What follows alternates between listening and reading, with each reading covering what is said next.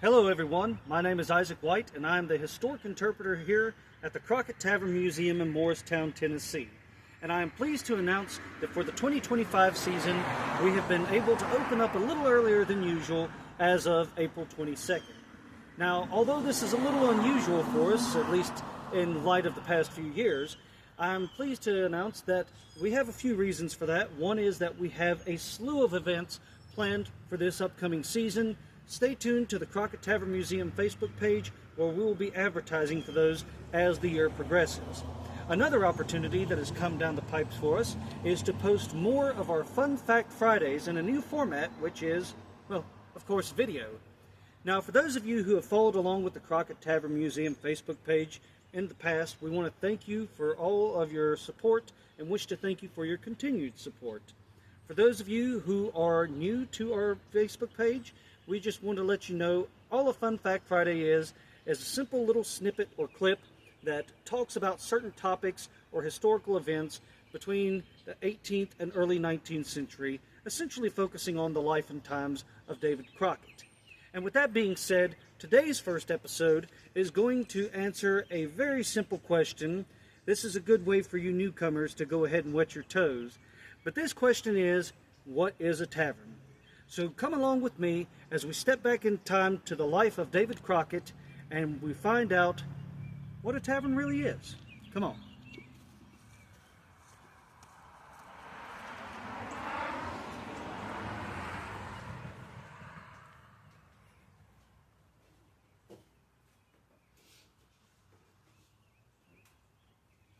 Well, what is a tavern?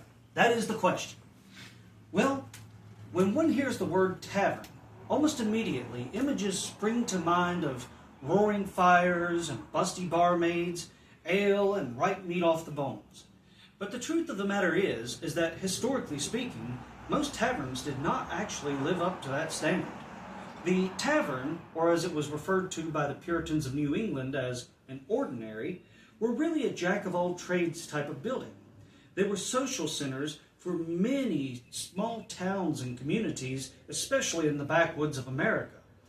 But they also served another purpose, and that was to accommodate travelers and wagoners on the highways and byways of old America. If you were a traveler coming through the frontier, you might stop at a tavern to get a bite to eat, or possibly a place to sleep. Aside from that, taverns could be used for a plethora of things, such as holding court, political speeches. You could even, on Sundays, providing that you hid the whiskey away from the minister, have church at an ordinary. In fact, many other such events would take place in and around taverns, such as stump speakings, barbecues, which was, of course, also sometimes aligned with political interest and campaigning, and hangings and even slave auctions were prone to take place in the shadows of a tavern. Now, focusing on this period in time, there were some taverns that even by today's standards were more than hospitable, but other taverns, such as the Crockett Tavern, were not exactly the best place to stay. In fact, we have in the words of David Crockett from his narrative in 1834, we have his own description of what his father's tavern was really like. He says that my father opened a tavern on the road from Abingdon to Knoxville. His tavern was on a small scale as he was poor, and the principal accommodations which he kept for the wagoners who traveled the road. So, in Crockett's own words, we get a small glimpse, but a very telling glimpse as to what the tavern was really like, a third-rate place at best. Now, here in such a tavern, most of your guests would sit at the same table to eat, and in many cases would sleep together in the same room. If you were lucky enough to find a tavern that had bedding that you could get into, you would probably have to share that bed with at least 2 or 3 other strangers. And although this notion boggles our mind today, we have to remember that we're dealing with a time period where people, although faced with the prospects of dealing with very little, could accomplish very much. And it was because of this notion, or quite possibly lack of competition, that taverns such as the Crockett Tavern were able to survive. But eventually, America began to spread and taverns began to raise their standards. And as they did so and the competition became more fierce, certain taverns, such as the Crockett Tavern, were eventually forced to close their doors. Well, folks, we want to thank you for joining along for our first Fun Fact Friday episode, and hopefully we've answered the question as to what a tavern is.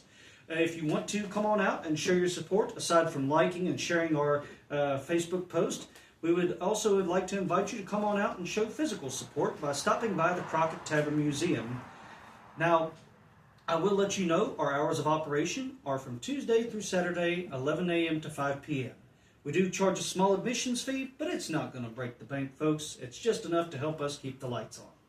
But if you like what you see, please feel free to follow along.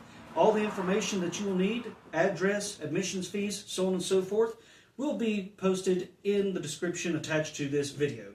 Until the next episode, we want to thank you for coming along as we explore life and the life and times of David Crockett.